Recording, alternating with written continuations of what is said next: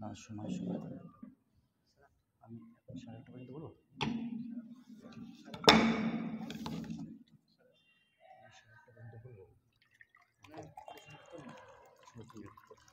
8টা পর্যন্ত আলোচনা হবে, যেটা আধ ঘন্টা প্রশ্ন করতে হবে।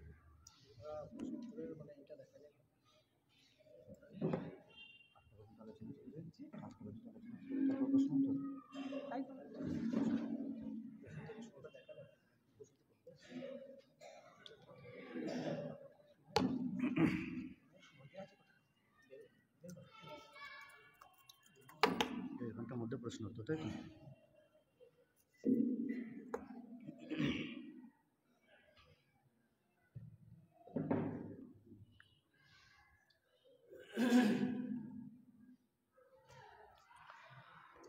السلام عليكم ورحمة الله وبركاته. إن الحمد لله نحمده ونستعينه ونستغفره ونعوذ بالله من شرور أنفسنا ومن سيئات أعمالنا. من يهده الله فلا مضل له ومن يضلل فلا هادي له. وأشهد أن لا إله إلا الله وحده لا شريك له وأشهد أن محمدا عبده ورسوله صلى الله عليه وعلى آله وأصحابه وسلم تسليما كثيرا. أما بعد فإن أصدق الحديث كتاب الله وخير الهدي هدي محمد صلى الله عليه وسلم وشر الأمور محدثاتها وكل ضلالة في النار. أما بعد فقد قال الله سبحانه وتعالى: أعوذ بالله من الشيطان الرجيم. بسم الله الرحمن الرحيم. يا أيها الذين آمنوا اتقوا الله حق تقاته ولا تموتن إلا وأنتم مسلمون.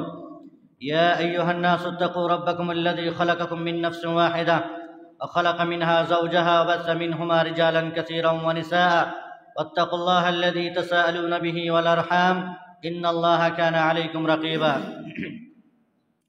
يا أيها الذين آمنوا اتقوا الله وقولوا قولا سديدا يصلح لكم أعمالكم ويغفر لكم ذنوبكم ومن يطع الله ورسوله فقد فاز فوزا عظيما. وقال الله عز وجل: أعوذ بالله من الشيطان الرجيم. قد أفلح من تزكى وذكر اسم ربه فصلى. শ্রদ্ধেয় সম্মানিত আজকের এই দিনই সভার সম্মানিত সভাপতি মহাশয়, সম্মানিত উলামায়ে কেরাম, সম্মুখস্থ দিন দরদি ইসলাম দরদি ভাই সকল ও পর্দার অন্তরালে সম্মানিত মা ও বোনেরা, আল্লাহ রাব্বুল ইজ্জাতের যাবতীয় প্রশংসা স্তব স্তুতি যিনি মহান রব, যার অপার অনুগ্রহ এবং রহমতে আমরা খাঁটি কোরআন এবং সুন্নাহর আলোকে আলোচনা শ্রবণ করার জন্য পৃথিবীর সর্বশ্রেষ্ঠ স্থান তারই ঘর মসজিদ, যেখানে আমরা উপস্থিত হয়েছি, উপবিষ্ট হয়েছি, এজন্য তার শুকরিয়া বারংবারে আমরা আদায় করি। আলহামদুলিল্লাহ সুম্মা আলহামদুলিল্লাহ। অতঃপর মানব দরদি নবী জনাবে মুহাম্মদুর রাসূলুল্লাহ সাল্লাল্লাহু আলাইহি সাল্লামের উপর সালাত ও সালাম তথা দরুদ নাজিল হোক। আল্লাহুম্মা আমিন। আল্লাহুম্মা সাল্লি আলাইহি, আল্লাহুম্মা বারিক আলাইহি, আল্লাহুম্মা সাল্লি ওয়া সাল্লিম আলা নাবিয়িনা মুহাম্মদ ওয়া আলা আলিহি ওয়া আসহাবিহি ওয়া সাল্লাম। সুপ্রিয় ও সম্মানিত ভাই ও বোনেরা, আজকে আমি আপনাদের কাছে শিমুলিয়া গ্রাম তথা শিমুলিয়ার জামে মসজিদে যে সভা, দিনী সভার উদ্যোগ, আয়োজন, ব্যবস্থাপনা, এটাকে বাসিন্দারা, বিশেষ করে যুবকেরা এবং মুরব্বী শ্রেণীর মানুষেরাও যারা সকলে উপস্থিত হয়েছেন, অংশগ্রহণ করেছেন খাঁটি কোরআন এবং সুন্নাহর আলোচনা শ্রবণ করার জন্য, অন্তঃস্থল থেকে তাদের সকলকেই অভিনন্দন জানাই, শুভেচ্ছা জানাই। আল্লাহ রাব্বুল ইজ্জাতের কাছে আলোচনার শুরুতে দোয়া করি, এভাবেই যেন সালাফে সালেহিনদের পূর্ব যুগের আমাদের যে সমস্ত উলামায়ে কেরাম, নেককার উলামায়ে কেরাম ছিলেন, নেককার ব্যক্তিবর্গরা ছিলেন, যারা এইভাবে কোরআন এবং সুন্নাহ শিখতেন, মসজিদে শিখতেন। এবং বিশেষ করে রাসূলুল্লাহ সাল্লাল্লাহু আলাইহি সাল্লাম যখন মক্কা ছেড়ে তার বাড়ি ঘর জমি জায়গা সব কিছু ছেড়ে একেবারে সব কিছুকে বিসর্জন দিয়ে যখন মদিনাতে এলেন, মদিনাতে আসার পরে রাসূলুল্লাহ সাল্লাল্লাহু আলাইহি ওয়াসাল্লামের প্রথম টার্গেট কি ছিল? প্রথম কাজ তিনি কি করেছিলেন? কে বলবেন? মদিনাতে আসার পরে রাসূলুল্লাহ সাল্লাল্লাহু আলাইহি ওয়াসাল্লাম প্রথম যে কাজটি করেছিলেন সেটি হলো মসজিদ স্থাপন করা, মসজিদে নববী তৈরি করা। কেন? কারণ মসজিদ হচ্ছে মুসলমানদের হাট, হৃদয়, অন্তর, কলজে, রূহ বলা যায়। মসজিদ হচ্ছে মুসলমানদের প্রাণ কেন্দ্র, মসজিদ হচ্ছে মুসলমানদের পার্লামেন্ট, মসজিদ হচ্ছে মুসলমানদের সংশোধনাগার। ফলে মসজিদ আগে তৈরি করতে হবে, আগে মসজিদ স্থাপন করতে হবে, তবে মানুষকে সেখানে পাওয়া যাবে। নামাজ বাদ তাদেরকে দুটো কথা শোনানো যাবে। মানুষের বিভিন্ন রকমের আকাঙ্ক্ষা চাহিদা আছে, বিভিন্ন রকমের অজানা জিনিস আছে, সেগুলো জানার জন্য তারা নামাজের পরে রাসূলুল্লাহ সাল্লাল্লাহু আলাইহি ওয়াসাল্লামের দরবারে আরজ করতেন, জিজ্ঞাসা করতেন, মসলা মাসাইল শিখতেন তারা। ফলে মসজিদে নববী যা মদিনাতে রয়েছে সেটি হিজরতের পরে সর্বপ্রথম রাসূলুল্লাহ সাল্লাল্লাহু আলাইহি ওয়াসাল্লাম সাহাবায়ে কেরামদেরকে নিয়ে, মসজিদে নববী এত ছোট ছিল সেই সময়ে, এ বৃহৎ আকারে শিমুলিয়ার মতন মসজিদ ছিল না। ছোট্ট মসজিদ, খেজুর পাতার, খেজুর গাছের কাঁড়ির মসজিদ, আর তার চাতাল ছিল, আঙিনা ছিল, মাথার উপরে কোনো ছাদ ছিল না। সেই চাতাল এবং আঙিনাতে সর্বপ্রথম রাসূলুল্লাহ সাল্লাল্লাহু আলাইহি ওয়াসাল্লামের পরে পরে 70 জন সাহাবায়ে কেরাম যারাও এই হিজরত করেছিলেন, তাদের বাড়ি ঘর, জমি জায়গা, পরিবার, সম্পত্তি, প্রপার্টি সব কিছুকে বিসর্জন দিয়ে রাসূলুল্লাহ সাল্লাল্লাহু আলাইহি ওয়াসাল্লামের ডাকে, হাঁকে সাড়া দিয়ে তারা প্রথম পর্যায়ে 70 জন সাহাবায়ে কেরাম যারা মদিনাতে সফর করলেন, হিজরত করলেন, তারা মদিনাতে এসে থাকবেন কোথায়? কোথায় তাদের বাসস্থান? কে জায়গা দেবে, জমি দেবে, কে ঘর দেবে? কিছুই নেই। মসজিদে নববীর চাতাল আর আঙিনাই হলো তাদের বাসস্থান, তাদের ঠিকানা। তারপরে মদিনার আনসারেরা, মদিনাবাসীরা এক এক করে বিভিন্ন মুহাজিরদের ব্যবস্থাপনা করলেন, জমি জায়গাতে শরীক করলেন।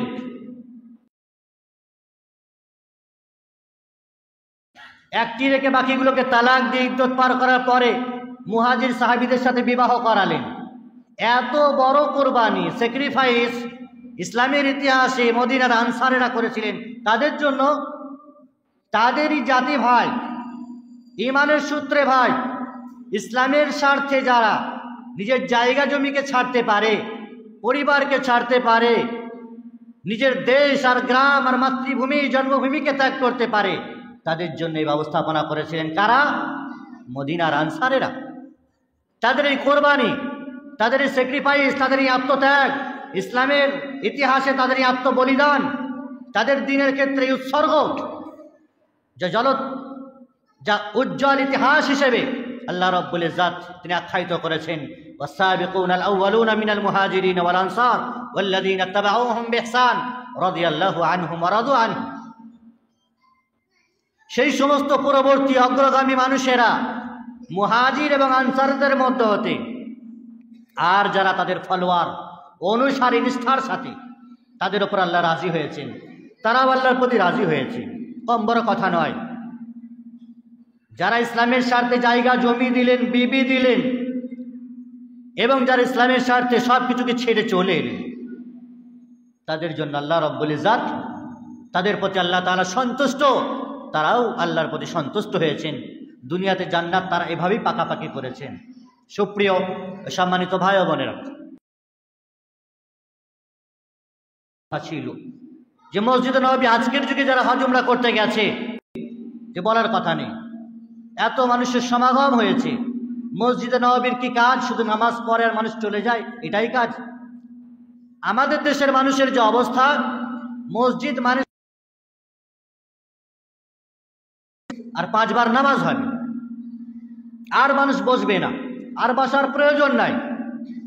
সত্যিকার সেই সমস্ত জিনিসগুলোকে আমাদের ভুলিয়ে দেয়। আজকে আপনাদের মসজিদে এই দাস বা এই দিনী সভা করার মাধ্যমে এটা অনুভব হলো যে পূর্বযুগের সালাফদের যে ইতিহাস ছিল, সাহাবায়ে কেরাম, তাবেঈন ইজম, মুহাদ্দিসকুল শিরোমণিরা যেভাবে দিন শিখতেন মসজিদে বসে, আর আজও এর জ্বলন্ত উদাহরণ আর প্রমাণ বাইতুল্লাহ এবং মসজিদে নববীতে দেখা যায়। মসজিদে নববীতে, বাইতুল্লাহতে দার্সের ব্যবস্থা আছে, ইংরাজি ভাষায়, উর্দুতে, আরবিতে, বাংলাতে, ইন্দোনেশিয়া ভাষায় সেখানে বক্তব্য হয়। হজ উমরা সূত্রে যারা যান তারা মজলিসে বসেন, শোনেন, কোরআন শেখেন, হাদিস শেখেন। তো মসজিদের এই বরকত আর ফজিলত আছে। এই জন্য ইনডোর প্রোগ্রাম, মসজিদে প্রোগ্রাম আর মসজিদের সবার মধ্যে যে বরকত আছে, যে লাভ আছে, যে উপকার পাওয়া যায়, সেটি বাইরে আউটফিল্ডে ততটা পাওয়া যায় না। একবার বাইরে শামিয়ানার থেকে প্রোগ্রাম করেন, দেখেন চতুর্দিকে মানুষ ছন্ন ছাড়া হবে, মানুষের ব্রেন এখানে সেখানে ঘুরবে, এক জায়গায় বসবে না। কেউ একটু বিড়ি খেতে যাবে, কেউ একটু খৈনি খেতে যাবে, কেউ একটু বিরিয়ানির গন্ধে দৌড়াবে, তার খালা এসছে, মামা এসছে, জামা এসছে, শ্বশুর এসছে, তার দেখাশোনা আপ্যায়ন করতে যাবে। এইভাবে সময়টাকে মানুষ নষ্ট করে দেয়।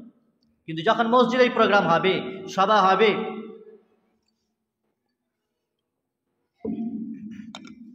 তখন মানুষ আর এদিক সেদিক ঘোরাফেরা করবে না, তার ব্রেনটা যাবে না, মগজ মস্তিষ্ক তার এদিক সেদিক ঘুরবে না, কেবলমাত্র এখানেই সীমাবদ্ধ থাকবে। খাঁটি কোরআন এবং সুন্নাহ অবলোকন করার জন্য, শোনার জন্য আমরা এখানে আগমন করেছি, এখানে আমরা বসেছি। আমি সেজন্যই কোরআন এবং হাদিসের আলোকেই আলোচনা করার চেষ্টা করব পরিপূর্ণভাবে। যে বিষয়কে সম্মুখে রেখে মোটামুটিভাবে আলোচনা করব। আসলে পূর্ব থেকে পরিবেশ সম্পর্কে এতটা অবগত নয় আমি, কী বিষয়ে বললে ভালো হয়। তদুপরি অন্তরকে পরিষ্কার পরিচ্ছন্ন করার বেশ কিছু উপায়। মানুষের মন কি করে ভালো থাকবে, মন মাইন্ড কি করে সুস্থ থাকতে পারে, সতেজ থাকতে পারে, আত্মাকে কি করে ভালো রাখা যেতে পারে, সুস্থ রাখা যেতে পারে, এই বিষয়ে আমি আলোচনা করব বলে আশা করছি। আল্লাহ রব্বুল ইজ্জাতের কাছে তৌফিক কামনা করি, আমার তৌফিক ইল্লা বিল্লাহ। সম্মানিত উপস্থিতি, এটির আরবি পরিভাষা হচ্ছে তাজকিয়াতুন নফস, আত্মশুদ্ধি। আত্মা, রূহ, যে রূহ মানুষের জন্মের বহু পূর্বে আল্লাহ রব্বুল ইজ্জাত সৃষ্টি করে রেখেছেন। মানুষ দুনিয়াতে পিতামাতার ঔরসের মাধ্যমেই জন্ম হয়, তারপরে 4 মাস পরে, মায়ের পেটে 4 মাস পরে সেই আত্মা এবং রূহ মানুষের শরীরে দেওয়া হয়, সঞ্চার করা হয়। তখন সে পূর্ণাঙ্গ একটি মানুষে পরিণত হয়। এই রূহ বা আত্মা কি করে ভালো থাকবে?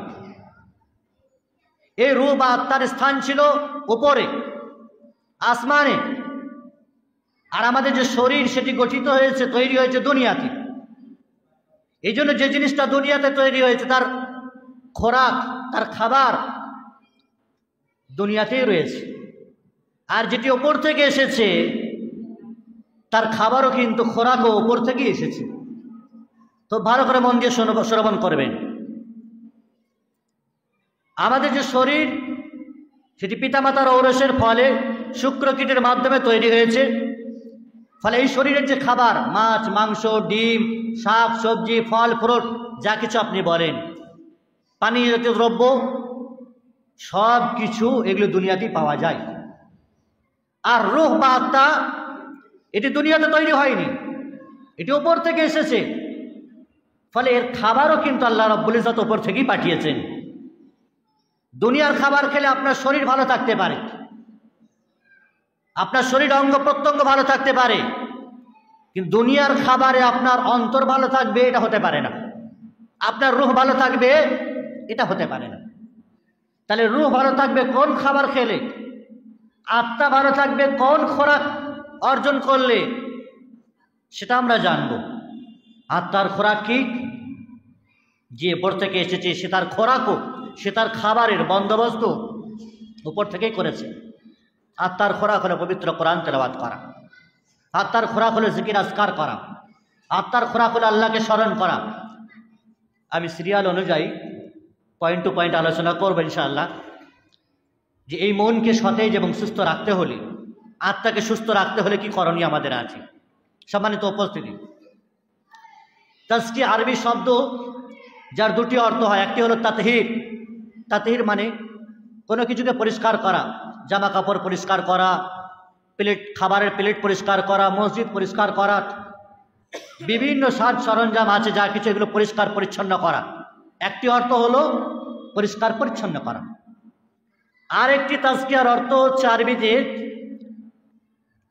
সেটি হচ্ছে জাক্কাল মাল, মালকে পবিত্র করা, অর্থকে পবিত্র করা, সম্পদকে পবিত্র করা। আল্লাহ রব্বুল ইজ্জাত যে অর্থ দিয়েছেন, টাকা পয়সা দিয়েছেন, ফল ফসল দিয়েছেন, সম্পদ দিয়েছেন, সেগুলোকে পবিত্র করা। কিভাবে? ফল ফসলের ওসর দিয়ে, সোনা চাঁদি এবং টাকার যাকাত দিয়ে আপনার মালকে, অর্থকে পবিত্র করা। আর নিজের অন্তরকে, শরীরকে পবিত্র পরিষ্কার পরিচ্ছন্ন করা। এই জন্য আল্লাহ রব্বুল ইজ্জাত এই অন্তরের কথা বা আত্মার কথা পবিত্র কোরআনে তিনি ব্যক্ত করেছেন যে আত্মার 3টি প্রকার আছে। কয়টি প্রকার? 3টি। ভালো করে মনে রাখবেন, আত্মা বা রূহ যাকে আমরা বলি তার 3টি প্রকার আছে। একটি হলো নফসে মুতমাইন্না। নফসে মুতমাইন্না মানে প্রশান্তিমূলক আত্মা। যে আত্মা তার রবের ইবাদত বন্দেগী করতে সদা সর্বদা প্রস্তুত, রবের সকল প্রকারের কাজকর্ম মানতে সে প্রস্তুত, রবের বিধান মানতে সে এগিয়ে যায়, রবের নাফরমানি করা থেকে সে বিরত থাকে, আল্লাহ রব্বুল ইজ্জাতকে ভয় করে, আখিরাতকে ভয় করে, জাহান্নামকে ভয় করে, কবরের আযাবকে ভয় করে, তার সাথে সাক্ষাৎ করতে হবে এই ভয় রাখে। এজন্য যে আত্মা সদা সর্বদাই নেকির জগতে এগিয়ে যায়, অগ্রগামী হয়, নেকির পথে পা বাড়ায়, যে আত্মা সদা সর্বদাই আল্লাহ রব্বুল ইজ্জাতের কাজ করতে উদ্যত হয়, আল্লাহ যাতে সন্তুষ্ট হবেন, রাজি হবেন, খুশি হবেন, সেই কাজ করতে যে আত্মা সদা সর্বদাই এগিয়ে থাকে, অগ্রগামী হয়, এই ধরনের আত্মাকে আল্লাহ রব্বুল ইজ্জাত বলছেন নফসে মুতমাইন্না। তিনি বলছেন তার ভাষায়, ইয়া আইয়ুহান নাফসুল মুতমাইন্না ইরজিই ইলা রাব্বিকা রাদিয়াতাম মারদিয়া। ওহে প্রশান্তিমূলক আত্মা, তুমি তোমার রবের দিকে ফিরে যাও, তুমি তোমার রবের দিকে ফিরে যাও, রাদিয়াতাম মারদিয়া, খুশি খুশি, সন্তুষ্ট চিত্তে। তাহলে রবের বিধান মানবেন, আপনার আত্মা মানতে বাধ্য, বদ্ধপরিকর। যে আল্লাহ আমাকে তৈরি করেছেন, শরীর দিয়েছেন, বডি দিয়েছেন, এই বডির ভেতরে আত্মা দিয়েছেন। শরীর আছে, কিন্তু যদি আত্মা না থাকে, এই শরীরে কোনো দাম আছে, কোনো মূল্য আছে? আচ্ছা, আমার কথা কি স্পষ্ট বোঝা যাচ্ছে পেছন পর্যন্ত ভাইরা? আসলে মসজিদ বড় তো আওয়াজ গম গম করছে, এই জন্যই। তো যে আত্মা আল্লাহ রাব্বুল ইজ্জাত তৈরি করেছেন, মানুষের শরীর আছে অথচ আত্মা নেই, তাহলে সেই শরীরে কোনো মূল্য আছে? কোনো দাম নেই, কোনো মূল্য নেই। সেটাকে মানুষ লাশ বলে, ডেড বডি বলে, মৃত বলে। কিন্তু যে বডির ভিতরে মানুষের আত্মা আছে, সেটি প্রাণবন্ত, একটি জীবন, একটি পূর্ণাঙ্গ মানুষ। আবার আত্মা আছে কিন্তু আপনার শরীর নেই। আত্মা যখন কেড়ে নেওয়া হয়, মানুষের শরীর নিথর দেহ পড়ে থাকে, এই আত্মা ইল্লিন অথবা সিজ্জিনে চলে যায়। আত্মা চলে গেল, কিন্তু শরীর পড়ে থাকলো, আর কোনো মূল্য রইল না আপনার। তাহলে দুটোই একই জিনিসে একই টাইম, একই সময়ে থাকলে তবে সেটি পূর্ণাঙ্গ একটি মানুষ, পরিপূর্ণ একটি মানুষ বলে সে পরিগণিত হন। আমি যে কথা বলছিলাম, নফসে মুতমাইন্না, প্রশান্তিমূলক আত্মা, আল্লাহ রাব্বুল ইজ্জাত আমাদেরকে সেই আত্মা দিয়েছেন। যে আত্মা তার রবের ইবাদত বন্দেগী না করলে খুশি হয় না, রাজি হয় না, তৃপ্তি পায় না, মনটা সবসময় উছাল উছাল হয়। নামাজ না পড়লে, রোজা না রাখলে, কোরআন তেলাওয়াত না করলে, দান সদকা খয়রাত না করলে আমাদের আত্মা যেন তৃপ্তি পায় না, এমন অনেক মানুষ আছেন। তার মানে সেই আত্মা হলো শান্তিমূলক আত্মা। যে আত্মা রবের ইবাদত বন্দেগী, তার দেওয়া বিধি বিধান যতক্ষণ না পালন না করছে, ততক্ষণ তো সে শান্ত হয় না, সে মনোতৃপ্তি হয় না। এই ধরনের আত্মাকে প্রশান্তিমূলক আত্মা বলা হয়েছে। দ্বিতীয় একটি আত্মা, আত্মার দ্বিতীয় প্রকার নফসে লাওয়ামা, ভৎসনামূলক আত্মা। যে আত্মা কোনো এমন কাজ আপনি করছেন, ভুল করছেন, দিন বিরোধী শরীয়ত বিরোধী কাজ করছেন, আপনাকে ভৎসনা করছে, হে বান্দা নামাজ ছেড়ে দিলি, রোজা ছেড়ে দিলি, গালমন্দ করছিস, বিভিন্ন রকমের মানুষের ওপরে জুলুম অত্যাচার করছিস।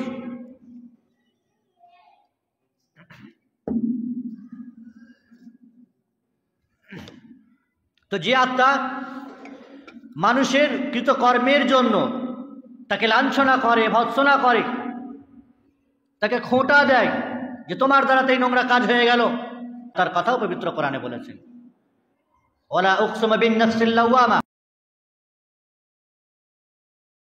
আল্লাহ বলছেন আমি কসম খাচ্ছি নফসে লাওয়ামার।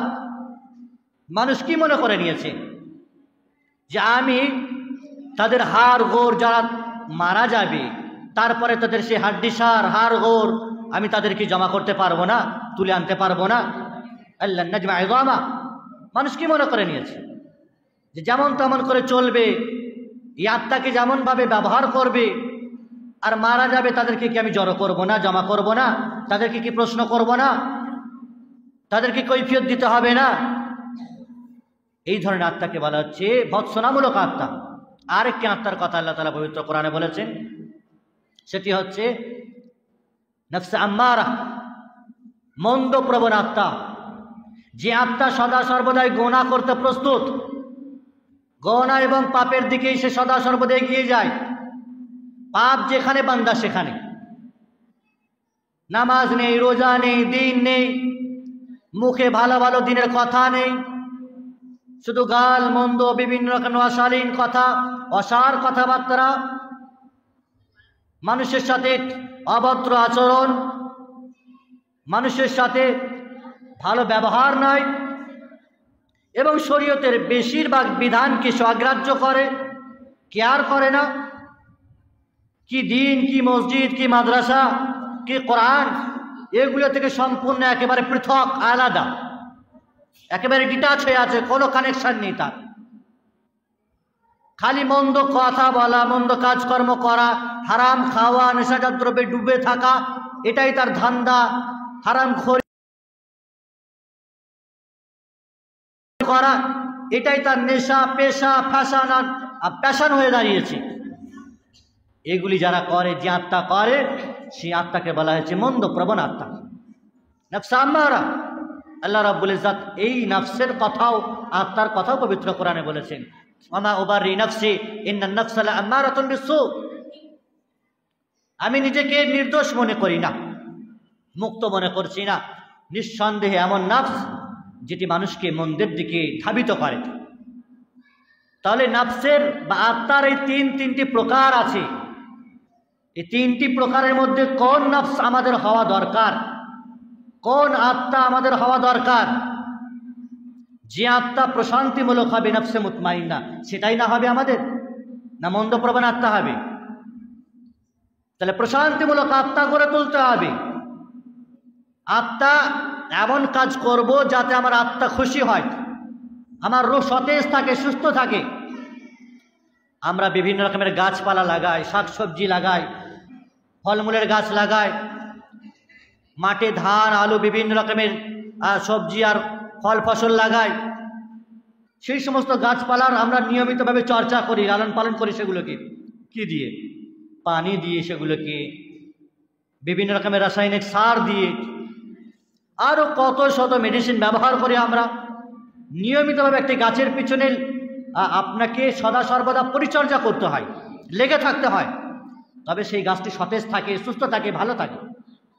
আর গাছ লাগিয়ে দিয়েছেন, ছেলে পয়দা করে দিয়েছে, মেয়ে জন্ম দিয়ে ছেড়ে দিয়েছে, তার পিছনে কোনো সময় নেই, পরিচর্যা নেই, লালন পালন নেই, তাকে মানুষ করার মতন চিন্তা, চেতনা, পরিকল্পনা নেই, ঠিকঠাকভাবে তাকে গাইড নেই, তো ছেলেটা মানুষ হবে? ছেলেটা কি মানুষ হবে? মানুষ হবে? সে মুসলিম হবে, মুমিন হবে? মানুষ না হয়ে সে শয়তান হয়ে যাবে। তো ঠিক অনুরূপভাবে আপনি যদি আপনার আত্মাকে বাঁচাতে চান, সুস্থ রাখতে চান, নিয়মিতভাবে আত্মার খোরাক যোগাতে হবে। এই আত্মাকে দেখভাল করতে হবে, এই আত্মার লালন পালন এবং পরিচর্যা করতে হবে। কিভাবে? বিড়ি খেয়ে, ধোঁয়া উড়িয়ে, খৈনি আর তিরঙ্গা ফেটে, তাস দাবা জুয়া লটারি খেলে আত্মাকে সুস্থ রাখবেন? কিভাবে রাখবেন? আসুন সে বিষয়ে আমি আলোকপাত করব। প্রথম যে বিষয়, যাতে আপনার আত্মা সুন্দর থাকবে, সতেজ থাকবে, সুস্থ থাকবে, ভালো থাকবে, পরিতৃপ্ত হবে, সেটা হলো আকীদাতুত তাওহীদ। আপনার জীবনে তৌহিদ আনতে হবে।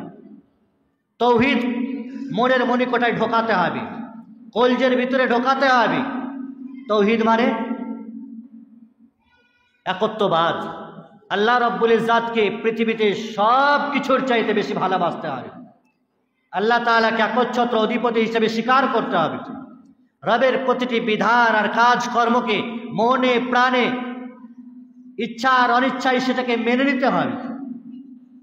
সকল প্রকার ইবাদতের ক্ষেত্রে, কাজকর্মের ক্ষেত্রে, আল্লাহ তাআলার নাম এবং গুণাবলীর ক্ষেত্রে আল্লাহ তাআলাকে একক বলে স্বীকার করতে হবে।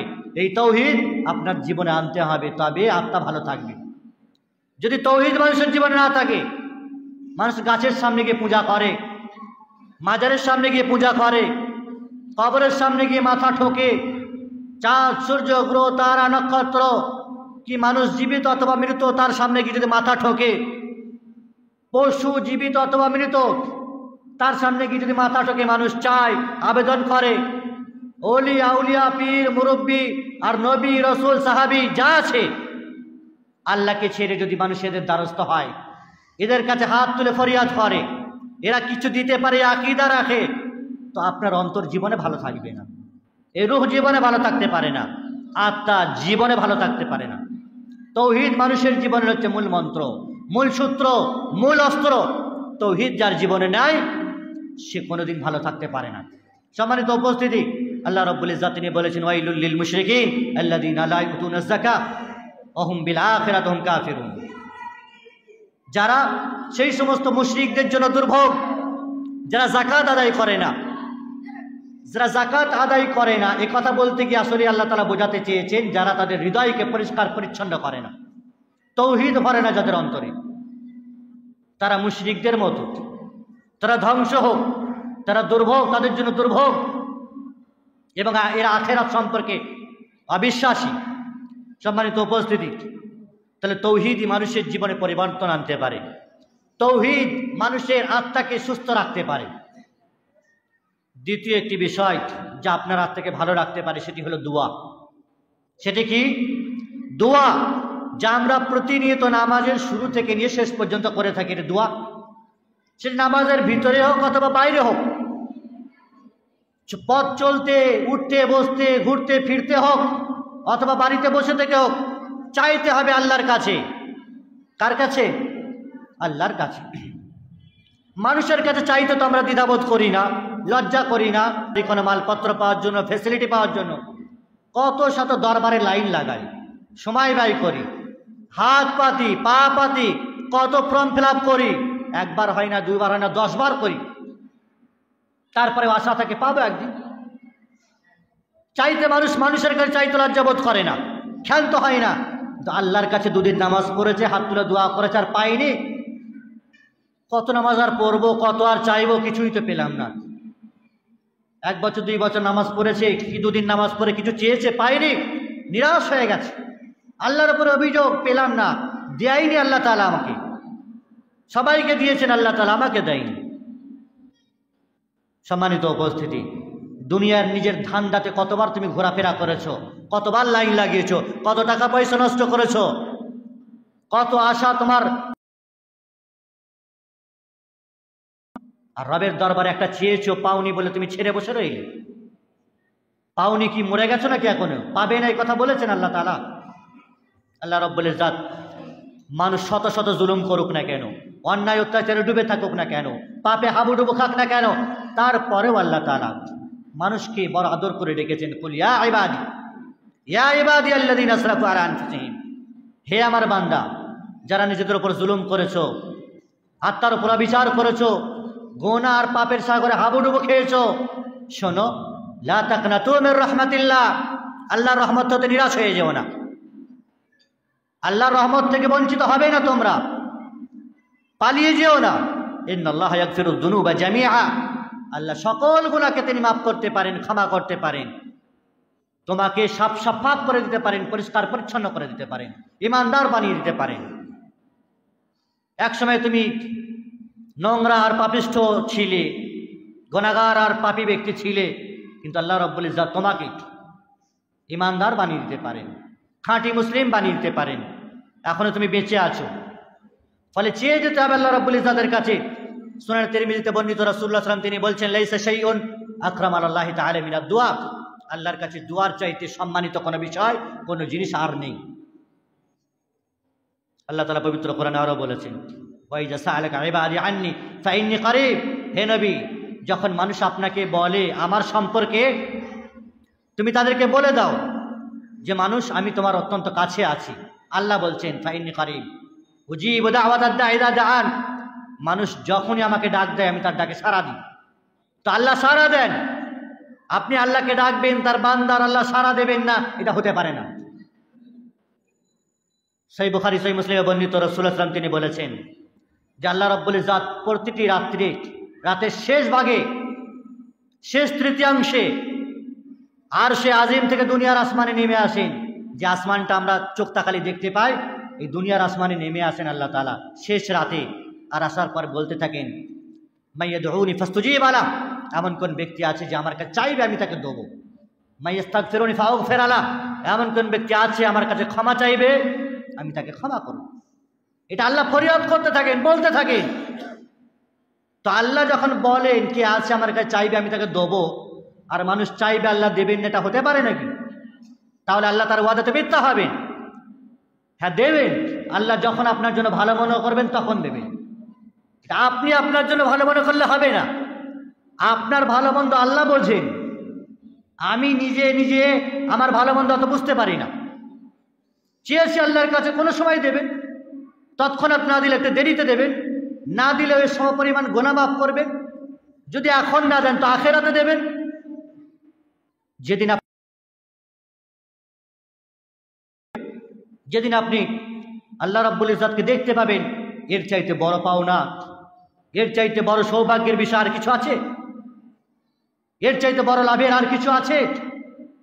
তাহলে সেদিন আপনাকে দেবেন যাতে আপনি খুশি হয়ে যাবেন। সম্মানিত উপস্থিত, দোয়া করতে হবে আমাদেরকে আল্লাহ রাব্বুল ইজ্জতের কাছে। শাইখুল ইসলাম ইমাম ইবনে তাইমিয়া রাহিমাহুল্লাহ তিনি বলছেন, আর দোয়া ও মিফতাহু কুল্লি খায়র, দোয়া হচ্ছে সকল প্রকার কল্যাণের চাবিকাঠি, ভালো এবং মঙ্গলের চাবিকাঠি হলো দোয়া।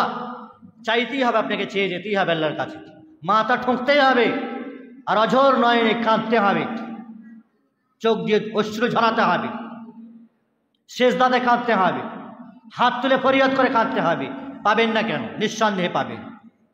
আপনি যদি আল্লাহর কাজ করেন, আল্লাহর বিধিবিধান মানেন, তো আল্লাহ রাব্বুল ইজ্জত আপনাকেও দেবেন।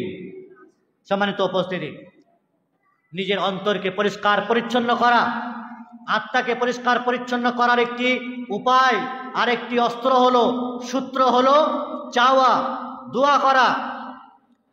রাসূলুল্লাহ সাল্লাল্লাহু আলাইহি ওয়াসাল্লাম তিনি দোয়া শিখিয়ে দিয়েছেন, সহিহ মুসলিমে বর্ণিত, অন্তরকে পরিষ্কার পরিচ্ছন্ন করার জন্য খুব গুরুত্বপূর্ণ একটি দোয়া শিখিয়ে দিয়েছেন।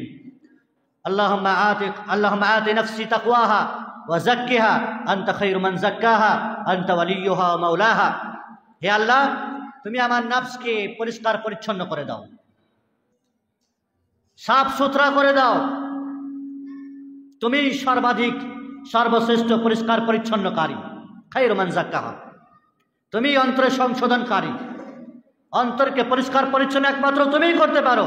আমার মনের ভিতরে যা গিলানি আছে, মনের ভিতরে যা বিষাক্ত বিষয় আছে, এটাকে উৎখাত করতে একমাত্র তুমিই পারো। আনতা ওয়ালিয়্যুহা, তুমি আমাদের পরওয়ারদিগার, অভিভাবক, তুমি আমাদের মাওলা, তুমিই পারো। শুধু তাই নয়, আরো দোয়া শিখিয়েছেন রাসূলুল্লাহ সাল্লাল্লাহু আলাইহি ওয়াসাল্লাম, ইয়া মুকাল্লিবাল কুলুব সাব্বিত কলবি আলা দীনিক। হে অন্তরে পরিবর্তনকারী, তুমি রেখো, তুমি আমার অন্তরকে তোমার দিনের উপরে প্রতিষ্ঠিত রেখো। আমার অন্তর, আমার আত্মা যেন দিন থেকে বেদিন না হয়ে যায়। তো চাইতে হবে আল্লাহ রাব্বুল ইজ্জতের কাছে, চাইলে পাবেন না কে বলেছে? সম্মানিত উপস্থিতি, তৃতীয় একটি বিষয় যা আত্মাকে আপনি সুস্থ রাখতে পারেন, আপনার মন, মাইন্ড এবং হৃদয়কে সুস্থ রাখতে পারেন, সতেজ রাখতে পারেন, সেটি হলো তাআল্লুক বিল কোরআন, আত্মাকে কোরআনের সাথে সম্পর্ক রাখা। এই আত্মাকে কোরআন দ্বারা প্রভাবিত করা, কলজেকে, অন্তরকে কোরআন দ্বারা ঠান্ডা করা, মনের হৃদয়ে কোরআন তেলাওয়াত করা, কোরআনের সাথে নিজের আত্মার সম্পর্ককে নিবিড় করা, মজবুত করা। কোরআন তেলাওয়াত করবেন না মানে কোরআন তেলাওয়াতই তো হচ্ছে আসলে আত্মার খোরাক। আল্লাহ রাব্বুল ইজ্জত পবিত্র কোরআনে বলেছেন, আল্লাযীনা আমানু ওয়া তাতমাইন্নু কুলুবুহুম বিযিকরিল্লাহ আলা বিযিকরিল্লাহি তাতমাইন্নুল কুলুব। যারা ঈমান এনেছে তাদের অন্তর কিসে প্রশান্তি পাবে, শান্তি পাবে? আল্লাহর জিকির আজকারে। হে মানুষ শুনে রাখো, আল্লাহর জিকির আজকারেই মূলত মানুষের অন্তর শান্তি পায়, তাতমাইন্নুল কুলুব। তাহলে আল্লাহর জিকির, আল্লাহকে স্মরণ করার বৃহত্তম মাধ্যম হচ্ছে কোরআন তেলাওয়াত করা। এই কোরআন তেলাওয়াত করলে অন্তর শান্তি পাবে, হৃদয়ে আল্লাহর ভয় ভীতি জাগবে, অন্তর তৃপ্তি পাবে, প্রশান্তি পাবে, মন উৎফুল্ল হবে, মনের ভিতরে একটি ভয়ের ঝংকার উঠবে। কোরআন তেলাওয়াত করতে হবে। সকাল সন্ধ্যা দিবারাত্রে আপনাকে কোরআনের সাথে সম্পর্ক রাখতে হবে, নিয়মিতভাবে কোরআন আপনাকে পড়ে যেতেই হবে। সামনে রমাজান আসছে, 1 মাস পরে রমাজান শুরু হবে। যে মাসে পবিত্র কোরআন নাজেল হয়েছে, সেই কোরআন নাজেলের মাস মাহে রমাজান আসছে। সেই মাসে আমরা পড়বো, তেলাওয়াত করবো বেশি বেশি করে। তো তার পূর্ব সূচনা এখন থেকেই তো করতে হবে না। রমাজান এলে শুরু করবো এই ভেবে বসে আছেন। এখনো কোরআন তোলা আছে আমাদের আলমারিতে, সানসেটে, যে রমাজান এলে খুলবো আর পড়বো। কেন রমাজানের আগে খোলা কি নিষেধ না হারাম? যারা এইরকম টার্গেট করে থাকে যে রমাজান এলে করব, এখন থেকে শুরু করে না, এদের অবস্থা জানেন ওই ফ্যানের মতো। ফ্যানের সুইচ বন্ধ করলে এক চান্সে ফ্যানটা বন্ধ হয়ে যায় না, ও ঘুরতেই থাকে, সময় লাগে একটু বন্ধ হতে। আপনি যদি মনে করেন যে রমাজানে শুরু করব, তো আরও 10 দিন পার হয়ে যাবে। আর যদি আপনি এখন থেকে মনে করেন যে এখন থেকেই শুরু করব, তাহলে এটা এখন থেকেই শুরু হবে আর চালু হয়েই থাকবে আপনার। সম্মানিত উপস্থিতি, আল্লাহ রাব্বুল ইজ্জত পবিত্র কোরআনে বলেছেন, লাকাদ মান্নাল্লাহু আলাল মুমিনিন ইয বা'আসা ফীহিম রাসূলাম মিনহুম ইয়াতলু আলাইহিম আয়াতিহি ওয়া ইউযাক্কিহিম ওয়া ইউআল্লিমুহুমুল কিতাবা ওয়াল হিকমা। আল্লাহ রাব্বুল ইজ্জতের অসংখ্য দয়া এবং রহমত মুমিনদের উপরে এই যে আল্লাহ তাআলা তাদের মাঝ থেকে একজন নবীকে পাঠিয়েছেন, প্রেরণ করেছেন, যে নবী আমাদেরকে কোরআন শেখাবেন, তেলাওয়াত শেখাবেন, ওয়াইযাক্কিহিম আমাদেরকে পরিষ্কার পরিচ্ছন্ন করবেন, পবিত্র করবেন, আমাদের অন্তরকে পরিষ্কার পরিচ্ছন্ন করবেন, আমাদের মালধনকে পরিষ্কার পরিচ্ছন্ন করবেন। রাসূলুল্লাহ সাল্লাল্লাহু আলাইহি ওয়াসাল্লাম মানুষের আত্মাকে যেমন পরিষ্কার পরিচ্ছন্ন করার জন্য এসেছিলেন, ঠিক তেমনি তাদের অর্থ, তাদের টাকা পয়সা, সম্পত্তি, সম্পদ, ফল ফসলকে পরিষ্কার পরিচ্ছন্ন করার জন্য এসেছিলেন, যাকাতের মাধ্যমে, ঐশ্বরের মাধ্যমে, দান সদকার মাধ্যমে। সম্মানিত উপস্থিতি, তাহলে কোরআন তেলাওয়াতের মাধ্যমে নিজের অন্তরকে পরিষ্কার পরিচ্ছন্ন করতে পারে, আত্মাকে টিকিয়ে রাখতে পারে, জীবিত করতে পারে। ও मुअज़्ज़ज़ थे मुसलमान होकर, ओ मुअज़्ज़ज़ थे ज़माने में मुसलमान होकर, आज हम खार हुए तारिके কোরআন होकर। সেই যুগে মুসলমানেরা কোরআনকে আঁকড়ে ধরে তারা সম্মানিত হয়েছিলেন, আর আজ আমরা কোরআন তেলাওয়াত থেকে বিরত, কোরআন থেকে দূরে সরে আছি, তার অর্থও বুঝি না, তার উপর আমল করা তো দূরের কথা। তো আমরা কোরআন থেকে দূরে সরে থাকার কারণে আজকে আমরা লাঞ্ছিত আর অপমানিত। सम्मानित उपस्थिति, अपने मन में डूब कर पा जा सुरागे जिंदगी, अपने मन में डूब कर पा जा सुरागे जिंदगी, तो अगर मेरा नहीं बनता न बन, अपना तो बन। আপনি আপনাকে বাঁচান, আমার জন্য বাঁচাতে হবে না। নিজের আত্মাকে বাঁচাতে হবে জাহান্নামের আগুন থেকে, কবরের আযাব থেকে, বিভীষিকাময় সেই চরম শাস্তির দিন হতে নিজেকে হেফাজত করতে হবে, রক্ষা করতে হবে। আপনি আপনাকে বাঁচান। अपने मन में डूब कर पा जा सुरागे जिंदगी, तो अगर मेरा नहीं बनता ना बन, अपना तो बन। আমার জন্য আপনাকে তৈরি হতে হবে না, নিজেকে বাঁচানোর জন্য তো আপনি তৈরি হন। সম্মানিত উপস্থিতি, আল্লাহ রাব্বুল ইজ্জত পবিত্র কোরআনে বলছেন, আল্লাযীনা আতাইনাহুমুল কিতাব ইয়াতলুনা হাক্কা তিলাওয়াতি উলাইকা ইউমিনুনা বি। যাদেরকে আমি কিতাব দিয়েছি, কোরআন দিয়েছি, তারা এর যথাযোগ্য তেলাওয়াত করে, হাক্কা তেলাওয়াতি। কোরআনকে যথাযোগ্য তেলাওয়াতের মানে কি? কি উদ্দেশ্য? কোরআনকে যথাযোগ্য তেলাওয়াতের মানে হলো কোরআনকে ভালোভাবে মাখরাজ তাজবিদ শুদ্ধ করে পড়া এবং পড়ার পরে যথাসাধ্য মুখস্থ করা এবং মুখস্থ করার পরে তার প্রতি আমল করা, তার প্রতি আমলের পরে সেটার প্রচার প্রসার করা। এটা হলো যথাযোগ্যের মানে। কয়জন মানুষ কোরআনকে যথাযোগ্যভাবে তেলাওয়াত করে? অধিকাংশ মানুষ পরে তো অশুদ্ধ, বিশুদ্ধ নয়, পরে তো যাচ্ছে তাই ভাবে। তার অর্থ জানা তো দূরের কথা, তার উপর আমল করা তো দূরের কথা, সেগুলির প্রচার প্রসার করা তো অনেক দূরের কথা।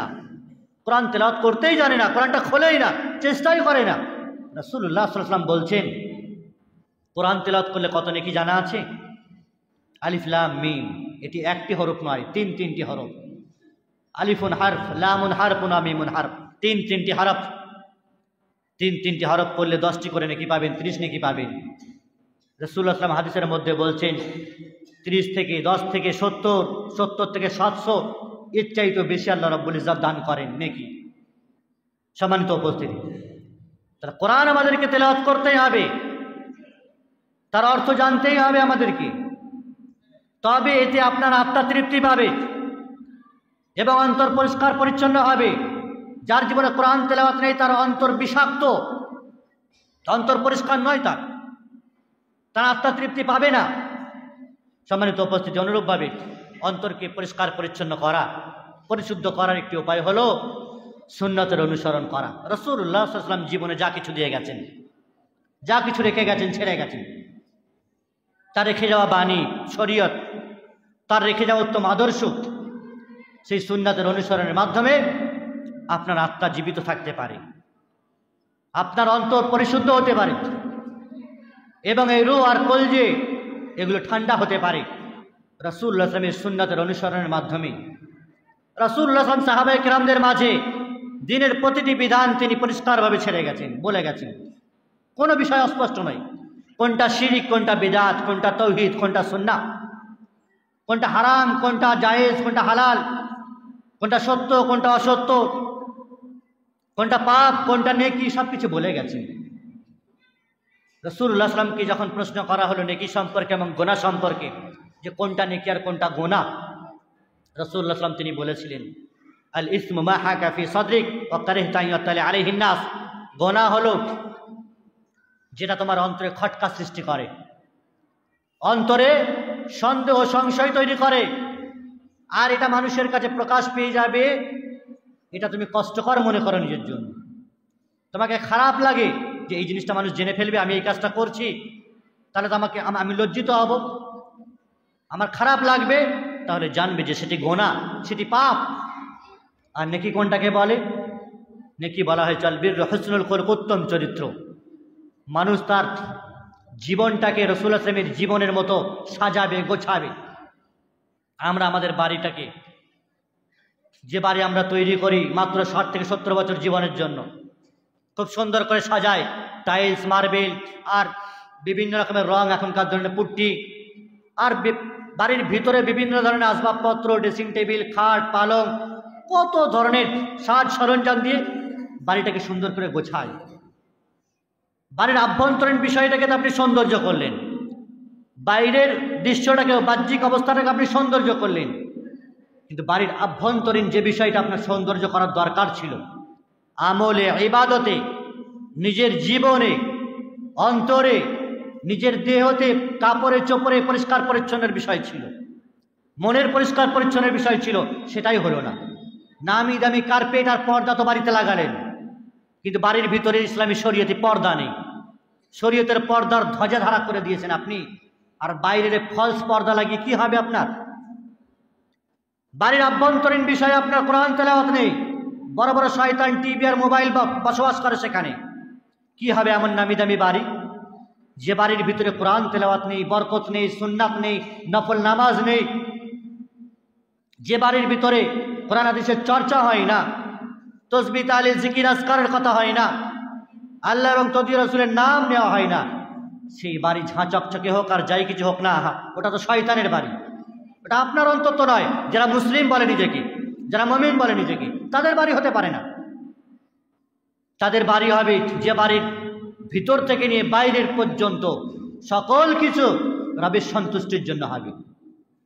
বাড়িতে কোরআন তেলাওয়াত হবে, সকাল সন্ধ্যায় জিকির হবে, নামাজ হবে, দার্স হবে, কোরআন শেখার ব্যবস্থাপনা হবে, দান সদকা খায়রাতের একটি মহল হবে। এই বাড়ি হলো লাভবান বাড়ি। এই বাড়ি হলো ফলদায়ক এবং মঙ্গলময়, বরকতময়, কল্যাণময় বাড়ি। এমন বাড়ি গড়ে তোলেন। সম্মানিত উপস্থিতি, তাহলে সুন্নাতের অনুসরণ, রাসূলুল্লাহ সাল্লাল্লাহু আলাইহি ওয়াসাল্লাম যেভাবে বাড়িকে ব্যবহার করেছিলেন, আমাদের তো একটা বিবি, একটা স্ত্রী, তারপর ইসলামী শরীয়ত ঠিক রাখতে পারি না। রাসূলুল্লাহ সাল্লাল্লাহু আলাইহি ওয়াসাল্লামের 11টি 13টি স্ত্রী কি করে রাখতেন, কি করে তাদেরকে মেনটেন করতেন, কি করে তাদেরকে ইসলামিক পোশাকে আশাকে তাদেরকে রাখতেন, ইসলামিক কালচার আর সভ্যতা সংস্কৃতিকে কিভাবে তারা রাখতেন। সম্মানিত উপস্থিতি, একটু ভেবে দেখি তো, ওয়াজামে তুম হো নাসারা তো তামাদ্দুন মে হনুর ইহ মুসলমান হে জিনহে দেখকর শর্মাইয়া হো। আমাদের কৃষ্টি কালচার, বাড়ির ভিতর থেকে নিয়ে বাইরে, পোশাক আশাক, চেহারার ঢং, মাথার চুল থেকে নিয়ে পা পর্যন্ত সব অন ইসলামিক, অমুসলিমদের মতো আমাদের কার্যকলাপ। তো আমাদের আত্মা আর অন্তর ভালো থাকবে, সুস্থ থাকবে, মন তৃপ্তি থাকবে, ভালো থাকবে। মন ভালো নেই, আমরা জানি, কথায় বলে মন যার ভালো তার সব ভালো। তো মন কি করে ভালো থাকবে? মন অনিসলামিক কার্যকলাপ আর পশ্চিমা সভ্যতা আর সংস্কৃতি, পাশ্চাত্যের সেই নোংরা অপসংস্কৃতি নিজের বাড়িতে লালন পালন করবেন, আর আপনার বাড়ি ভালো থাকবে, বরকত থাকবে, পরিবারে বরকত থাকবে, ছেলে মেয়ের মাঝে বরকত থাকবে ভাবছেন? সম্মানিত উপস্থিতি, অনুরূপভাবে গ্রহণ এবং বর্জন, আল্লাহ রাব্বুল ইজ্জত আর তার রাসূল সাল্লাল্লাহু আলাইহি সাল্লাম যা কিছু আমাদেরকে দিয়েছেন সেটাকে নির্দ্বিধায়, নিঃসংকোচে সেটাকে মেনে নিতে হবে, গ্রহণ করতে হবে মনে প্রাণে। মা আতাকুমুর রাসূল ফাখুযু ওয়া মা নাহাকুম আনহু ফান্তাহু। আল্লাহ রাব্বুল ইজ্জত বলেছেন, রাসূলুল্লাহ সাল্লাল্লাহু আলাইহি ওয়াসাল্লাম যা দেবেন তোমাদেরকে সেটাকে নাও, গ্রহণ করো, স্বতঃস্ফূর্তভাবে সেটাকে নাও, খুশি খুশি সেটাকে গ্রহণ করো। আর যা থেকে নিষেধ করবেন তা থেকে তোমরা বাঁচো। তাহলে একদিকে যেমন গ্রহণ করতে হবে, একদিকে ছাড়তেও হবে। এই বিষয়গুলি অত্যন্ত গুরুত্বপূর্ণ, গ্রহণ এবং বর্জন। আমরা আমাদের জীবনে জানি,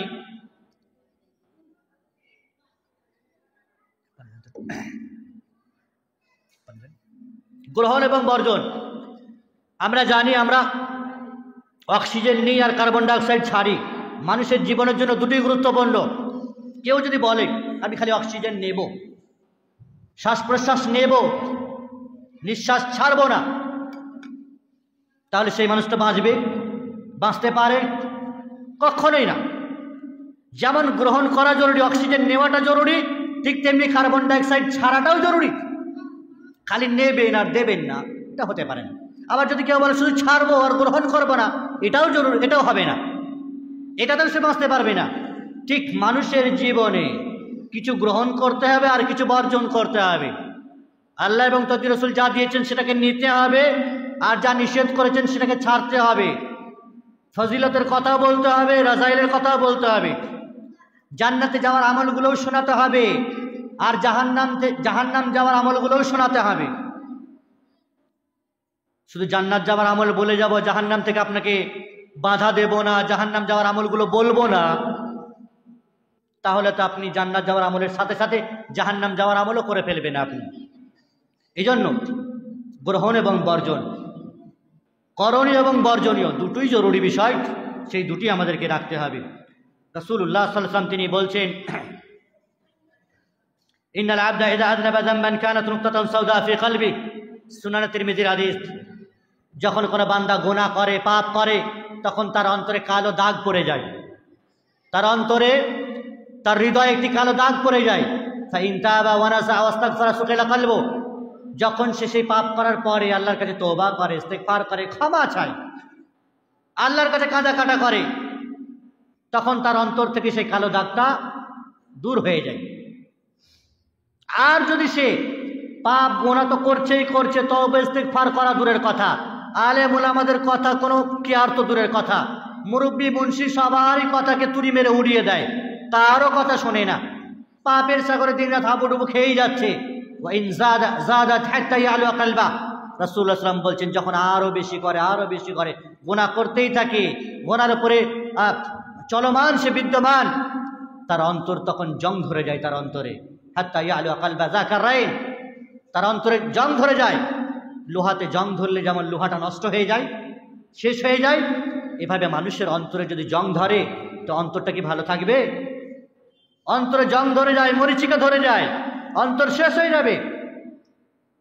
ফলে গুনাহ তো মানুষের দ্বারা হয়ে যায়, ভুল তো মানুষের দ্বারা হয়, কিন্তু সেই ভুলের প্রায়শ্চিত্ত করা, সেই ভুলের সংশোধন করা, সেই ভুলের জন্য আল্লাহর কাছে ক্ষমা চাওয়া, ইস্তেগফার করা, এটি আমাদের জন্য জরুরি।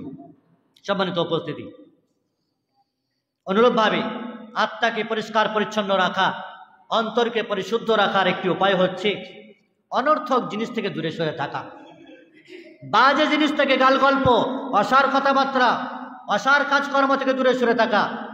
নেই কাজ তো খইবাজ, আমাদের সমাজে একটি কথা আছে, কোথাও কাজ নেই তো চপের দোকানে বসে বিভিন্ন রকমের আড্ডা, চায়ের দোকানে বসে আড্ডা, কি গিবত, কি পরনিন্দা, দুনিয়ার সকল প্রকারের খবর পরিবেশন হয় চায়ের দোকান আর চপের দোকান থেকে। তাতে ইনভলভ হওয়ার মজা নেওয়া, সেই জায়গা ছাড়া যাবে না, অন্য যা জায়গা বলবেন আপনি। এই অনর্থক এবং বাজে, এই আশার এবং ঈমান ও ইসলাম ধ্বংসকারী এই দোকান আর এই জিনিসগুলো, এই জায়গাগুলো থেকে আপনাকে বাঁচতে হবে। পৃথিবীর সবচাইতে নোংরা জায়গা বলা হয়েছে কোন জায়গাটাকে? কোন ভাই বলবে? বাজার সবচাইতে নিকৃষ্ট জায়গা। রাসূলুল্লাহ সাল্লাল্লাহু আলাইহি ওয়াসাল্লাম তিনি বলছেন, ওয়া আবগাযুল বিলাদি ইলাল্লাহি আসওয়াকুহা, ভূপৃষ্ঠে সবচাইতে নোংরা জায়গা, সবচাইতে নিকৃষ্ট মানের জায়গা হলো বাজার। আর মানুষের মন তো এমন, ওটা না গেলে শান্তি পায় না সে, মানে যার যা স্বভাব। গুখা পাখি গুনা খেলে যেমন তার পেট ভরে না, মন ভরে না, তো বাজার এত নোংরা জায়গা, এত সাবধান আর সতর্ক করছেন আল্লাহ এবং তদ্বীর রাসূল সাল্লাল্লাহু আলাইহি ওয়াসাল্লাম। আর সেই বাজারে তত মুসলিমরা ইনভলভ, তত বেশি সেখানে জেকে বসা আছে জোকের মতো, অক্টোপাসের মতো, সেটা ছাড়তে পারবে না। কেনই বা ছাড়বে? সেখানে যা ইন্টারেস্ট আছে, খাওয়া দাওয়া থেকে শুরু করে, গাল গল্প থেকে শুরু করে, টাইম পাস করা থেকে শুরু করে, সব রকমের ফেসিলিটি ওই বাজারে আছে। রাসূলুল্লাহ সাল্লাল্লাহু আলাইহি ওয়াসাল্লাম তিনি বলছেন, মিন হুসনি ইসলামিল মারই তারকুহু মা লা ইয়ানি, মানুষের ইসলামের সৌন্দর্যের একটি দিক হলো অনর্থক জিনিসকে ছেড়ে দেওয়া, বাজে অসার জিনিস থেকে এড়িয়ে চলা। ভূপৃষ্ঠে সবচেয়ে উন্নত মানের সর্বশ্রেষ্ঠ স্থান হলো মসজিদ, সেটাকে গ্রহণ না করে নিকৃষ্ট মানের জায়গা বাজারকে গ্রহণ করবেন, এটা কোনো মুমিনের পরিচয় হতে পারে? কখনোই না। সম্মানিত উপস্থিতি, 50 তো হয়ে গেছে, এখন বললে হবে 5 মিনিট আগে অ্যালার্ট দেবেন তো। সবচেয়ে নোংরা জায়গা হচ্ছে বাজার, এই জন্য বাজার থেকে বাঁচতে হবে।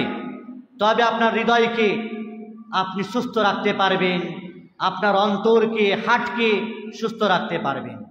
অনুরূপভাবে আত্মাকে সুস্থ রাখার একটি উপায় হলো মৃত্যুকে স্মরণ। মौत से किसी की रिश्तेकारी है, आज हम तो कल आपकी बारी है। মৃত্যুর সাথে কার সম্পর্ক এমন আছে? মরণের সাথে কোনো বন্ধুত্ব চলে না, আত্মীয়তা চলে না, আজকে আপনি তো কালকে আমার পালা। রাসূলুল্লাহ সাল্লাল্লাহু আলাইহি ওয়াসাল্লাম বলছেন যে আকসিরু যিকরা হাযিমিল লাযযাত ইয়ানি আল মাউত, দুনিয়ার সকল প্রকার আশা আকাঙ্ক্ষা, দুনিয়ার সকল প্রকার আরাম আয়েশ কে মুহূর্তেই ধূলিসাৎ করে দিতে পারে, চূর্ণ বিচূর্ণ করে দিতে পারে, সেই জিনিসটাকে বেশি বেশি করে তোমরা স্মরণ করো। সেটি কি? মৃত্যু। আপনার সকল প্রকার আশা আকাঙ্ক্ষা আর রূপ রস আর বিভিন্ন কামার আরাম আয়েশ, ঠাট বাট ট্যাটাস, এই সবকে চূর্ণ বিচূর্ণ করে দিতে পারে সেকেন্ডে, যে কোনো মুহূর্তে, সেটা হলো মৃত্যু। সেটাকে স্মরণ করো। এর জন্য রাসূলুল্লাহ সাল্লাল্লাহু আলাইহি ওয়াসাল্লাম বলেছেন, কবর জিয়ারত করো, জুরুল কুবুর ফাইন্নাহা তুযাকিরুকুমুল আখিরাহ, কবর জিয়ারত করো, কারণ কবর জিয়ারত করলে আখিরাত স্মরণ আসবে। কবরস্থানের পাশে যান, একটু ঘুরে আসেন, কবর জিয়ারত করেন, দোয়াগুলো পড়েন, আখিরাতের কথা মনে পড়বে। দুনিয়ার বাড়ি ঘর জীবনযাপন আপনার কাছে তুচ্ছ মনে হবে, যে এত কিছু করছি, এখানে তো যেতে হবে আমাকে। এ প্রসঙ্গে বলতে গিয়ে শেখ সালেহ আল উসাইমিন রাহিমাহুল্লাহ, সৌদি আরবের বিখ্যাত মুফতি আলেমে দ্বীন শেখ সালেহ আল উসাইমিন রাহিমাহুল্লাহ জীবন ছিল অত্যন্ত সাদামোটা জীবন। তৎকালীন যুগের বাদশাহ ফাইসাল সম্ভবত এসেছেন শেখ সালেহ আল উসাইমিনের কাছে। আসার পর বলছেন, শেখ আপনার তো বাড়ি নেই থাকার, তো আপনার জন্য একটা বাড়ি তৈরি করে দিই। শেখ সালেহ আল উসাইমিন মসজিদে দার্স দিতেন, তার ছাত্ররা বসে আছে সামনে, আর বাচ্চাকে বলছেন যে আমার তো বাড়ি আছে অলরেডি, আবার কেন বাড়ি নেবো আমি, বাড়ি তোমার আছে। বাচ্চা মনে করছে সত্যি বাড়ি আছে, চলে গেছেন। ছাত্ররা জিজ্ঞাসা করছেন, শেখ আপনার বাড়ি আছে কোথায়, আমরা তো জানি না। বাদশাহ উপহার দিতে চাইলেন আপনাকে একটা বাড়ি করে দেবো, আর আপনি বলেন আমার বাড়ি আছে। শেখ সালেহ আল উসাইমিন রাহিমাহুল্লাহ বলছেন, কেন জানো না, সালেহিয়াত আমার একটা বাড়ি আছে। সালেহিয়া হলো আল কাসিমের উনাইজা শহর, যেখানে জন্মগ্রহণ করেছেন শেখ সালেহ আল উসাইমিন, সেই শহরে একটি কবরস্থানের নাম হচ্ছে সালেহিয়া। সেই কবরস্থানে তোমার বাড়ি, একটা বাড়ি তো আছে আমার অলরেডি ওখানে, তা আবার কিসের বাড়ি তৈরি করবো।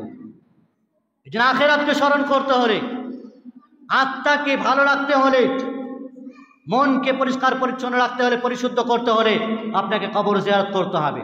আখিরাত স্মরণ আসবে। দুনিয়ার এই মনের ভিতরে ওই বেহায়াপনা, নোংরামি আর হারামখোরি, বিভিন্ন রকমের শরীয়ত বিরোধী কার্যকলাপের ফন্দি এখানে আটবে না, এখানে আসবে না।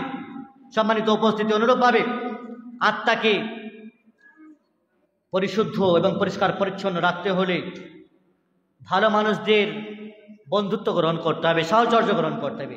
যারা সমাজে ভালো মানুষ, নেককার, দিনদার, পরেশগার মানুষ, তাদের সাথে ওঠা বসা চলাফেরা করতে হবে। সৎসঙ্গে স্বর্গবাস আর অসৎসঙ্গে নরকবাস, আমরা জানি এই কথা। সলে তোরা সলে কোনান, সহবাতে তলে তোরা তলে কোনান। ভালো মানুষের সাথে থাকলে তুমিও ভালো হবে। আর মন্দ মানুষের সাথে যদি ওঠা বসা হয়, নামাজ পড়ে না, আর তার সাথে আপনার জিগরি দোস্ত, গভীর ঘনিষ্ঠ সম্পর্ক, একদিন আপনিও বেদিন হয়ে যাবেন। সে বিভিন্ন রকমের নেশাজাত দ্রব্য পান করে, আর তাকে আপনি বন্ধুত্ব রূপে যদি গ্রহণ করেন, তো তার নেশাজাত দ্রব্যের প্রভাবটা আপনার ভিতরে আসবে না। রাসূলুল্লাহ সাল্লাল্লাহু আলাইহি ওয়াসাল্লাম হাদিসে উদাহরণ দিয়েছেন যে ভালো মানুষের উদাহরণ হলো একজন আতরওয়ালার মতো। একজন আতর বিক্রেতা আতর বিক্রি করতে এলে তার কাছে যদি যান, তো আতরের সুঘ্রাণ এমনি পাবেন, অথবা আপনার হাতে একটু লাগিয়ে দেবেন, বা আপনি নিজের টাকায় আতর কিনবেন। তো মোট কথা, আতরওয়ালার পাশে গেলেই আতরের সুগন্ধ পাবেন। কিন্তু একজন কামার, রাসূলুল্লাহ সাল্লাল্লাহু আলাইহি ওয়াসাল্লাম উদাহরণ দিয়েছেন, একজন কামার যারা কাস্তে, হাতুড়ি, কাটারি, এগুলো তৈরি করে, কোদাল তৈরি করে, এদের কাছে যদি আপনি যান, তো কি রজনীগন্ধার সেন্ট আসবে? কাস্তে হাতুড়ি তৈরি করে আগুনের ফুলকি ছুটে আপনার কাপড় পুড়িয়ে দিতে পারে, দুর্গন্ধ আসবে। ফলে ভালো মানুষের সাথে থাকলে ভালো মানুষের সদ্গুণগুলো আপনার ভিতরে আসবে। আর মন্দ মানুষের সাথে ওঠা বসা, তাদেরকে বন্ধুত্ব রূপে গ্রহণ করলে তাদের বদ স্বভাবগুলো আপনার ভিতরে আসবে। সর্বশেষ একটি কথা সেটি হলো, আত্মাকে সতেজ রাখতে হলে নিজের আত্মাকে চিনতে হবে। আপনি আপনার আত্মাকে কিভাবে চিনবেন? আল্লাহ রাব্বুল ইজ্জত পবিত্র কোরআনে বলেছেন, রাসূলুল্লাহ সাল্লাল্লাহু আলাইহি ওয়াসাল্লাম তিনি বলছেন, আলা ওয়া ইন্না ফিল জাসাদি মুদগা ইযা সালুহাত সালুহাল জাসাদু কুল্লু ওয়া ইযা ফাসাদাত ফাসাদাল জাসাদু কুল্লু আলা ওয়া হিয়াল কালব। হে মানুষ, শুনে রাখো, মানুষের শরীরে একটি মাংসপিণ্ড আছে। সেই মাংসপিণ্ডটা যদি সুস্থ থাকে, ভালো থাকে, সতেজ থাকে, তাহলে গোটা শরীরটা ভালো থাকে। আর সেই মাংসপিণ্ডটা যদি ভালো না থাকে, অসুস্থ থাকে, সতেজ না হয়, তাহলে গোটা শরীরটাই ভালো থাকবে না, গোটা শরীরটা অসুস্থ হবে। সেই মাংসপিণ্ডটার নাম হলো আল কালব, হৃদয়, এই অন্তর, আত্মা। ফলে এই আত্মাকে আপনি সুস্থ রাখতে হলে, এই আত্মার যে সমস্ত খোরাকগুলো বলা হলো, উপায় সমূহগুলো বলা হলো, এগুলো মনে রাখতে হবে। শেষ পর্যায়ে একটি উদাহরণ দিয়ে আমি আমার আলোচনা শেষ করছি।